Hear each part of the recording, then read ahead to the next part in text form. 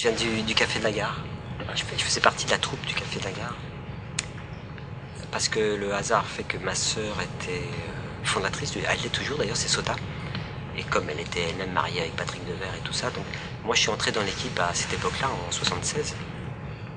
Et donc j'ai joué une vingtaine de pièces, surtout sous la direction de Romain Bouteille, avec donc les autres que j'ai cités, les Patrick et Mumu et tout ça. Et puis le théâtre était construit depuis 3 ans, et donc tout mon parcours théâtral a eu lieu au Café de la Gare dans une forme d'anarchie où on faisait tout nous-mêmes, c'était le principe d'ailleurs du lieu. Non seulement on écrivait nos pièces, mais on servait la soupe au public, enfin vraiment on faisait un petit peu de tout. Et donc j'ai fait mes armes une vingtaine d'années, je crois que j'ai dû jouer 25 pièces, je crois. J'ai écrit aussi un one-man show là-bas, que j'ai joué aussi évidemment. Et puis Dieudonné, ça c'est après évidemment, c'est parce qu'il jouait avec Élie au Café de la Gare. Et on s'était croisés entre deux, ils jouaient à 8h et moi à 10h. Et puis beaucoup plus tard, ils ont eu un problème avec un régisseur.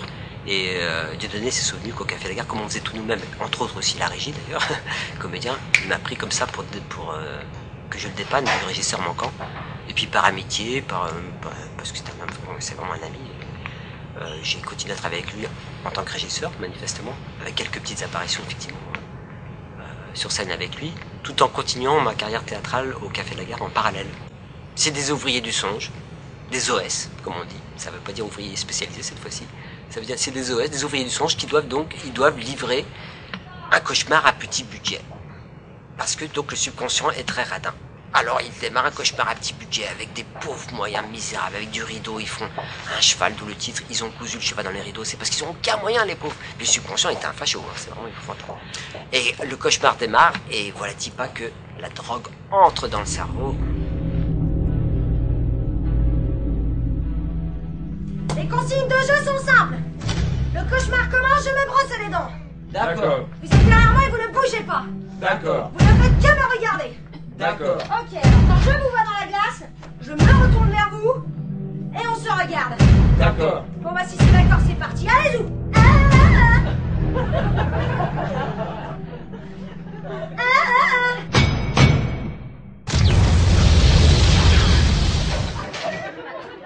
C'est un top. Les mains en l'air, on ne bouge pas, on ne tente rien. J'ai pas expérimenté la drogue, pas du tout par morale chrétienne, c'est pour désobéir à la mode. Parce que moi, je suis quelqu'un dans les années 70, 75, j'avais l'âge de la drogue. Tu me dirais, il n'y a pas d'âge pour la drogue, mais je veux dire, la fameuse 20 ans, 25 ans. Puis que le fait que tout le monde en prenne, j'avais pas envie d'en prendre du tout. Par contre, dans la pièce, il y a aussi un rapport avec la télé. La télé représente la drogue légale, et la drogue, manifestement, elle serait illégale. Et alors, il y a toute une discussion dans la pièce, et en tout cas, une action plutôt, entre ces deux drogues, celle qui est non seulement permise, mais quasiment obligatoire, parce que si t'as pas de télé dans une maison, tu te fais engueuler par les amis. Comment ça, t'as pas de télé? Bah alors, par contre, on te dit jamais, mais comment ça, t'as pas d'héroïne? C'est marrant ça. Tes yeux aussi.